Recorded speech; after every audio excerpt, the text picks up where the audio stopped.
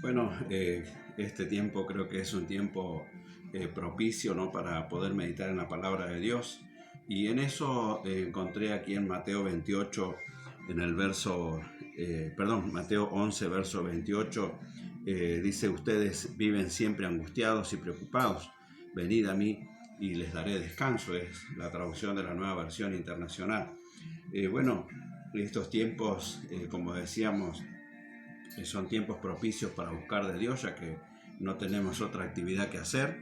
Estamos limitados en cuanto a nuestras actividades, incluso nuestras preocupaciones, ¿no? Porque en un primer momento uno tenía por prioridad el trabajo, las responsabilidades sociales, y vemos que en estos tiempos eso ha pasado a estar en un segundo plano porque no se nos permite salir a trabajar, no se nos permite cumplir con nuestras responsabilidades, sino que se nos limita estando en nuestros hogares.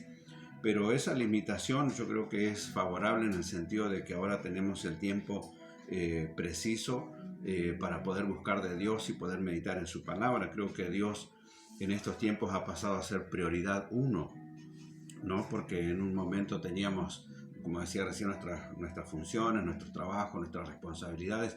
Ahora todo eso pasó a un segundo plano y ahora todo el mundo está dependiendo de Dios, ¿no? Si Dios va a terminar con esta pandemia, si finalmente Dios hará un milagro. Y yo creo que sí, que Dios va a hacer un milagro. Dios se va a encargar de todo esto como siempre lo ha hecho. Por otro lado, creo que lo fundamental es cómo estamos nosotros, nuestro ánimo, nuestra fuerza.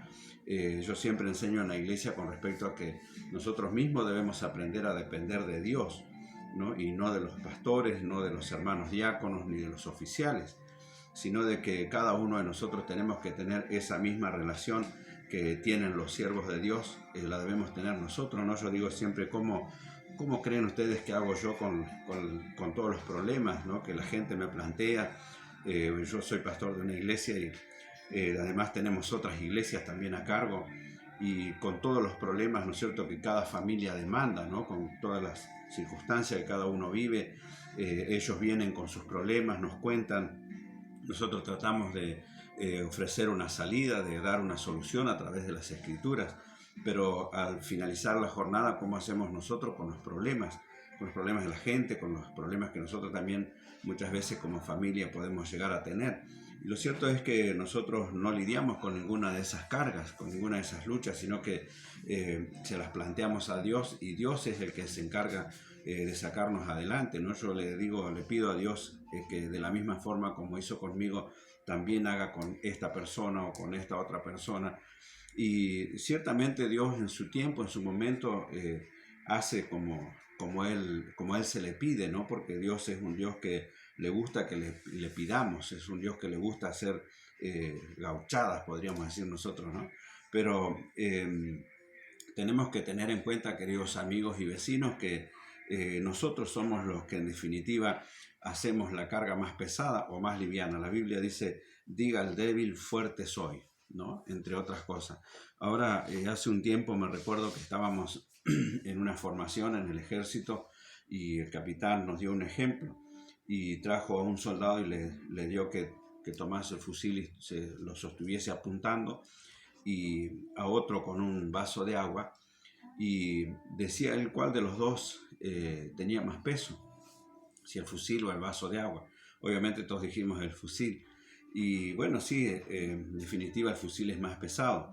Lo que pasa hoy, la diferencia está en cuánto tiempo voy a sostener el fusil y cuánto tiempo voy a tener que sostener el vaso de agua, porque si solamente sostengo el fusil 5 minutos y tengo que estar con el vaso de agua 1 hora, yo calculo que a los 5 o 10 minutos me va a empezar a doler el brazo, y me va a empezar a doler, me va a empezar cada vez más difícil, hasta que finalmente se va a poner insostenible, ¿no es cierto? Entonces, yo creo que ese ejemplo es un ejemplo que nos viene de 10, junto con esta palabra, ¿no? Donde dice que estamos nosotros por naturaleza, los seres humanos, estamos siempre angustiados, siempre preocupados.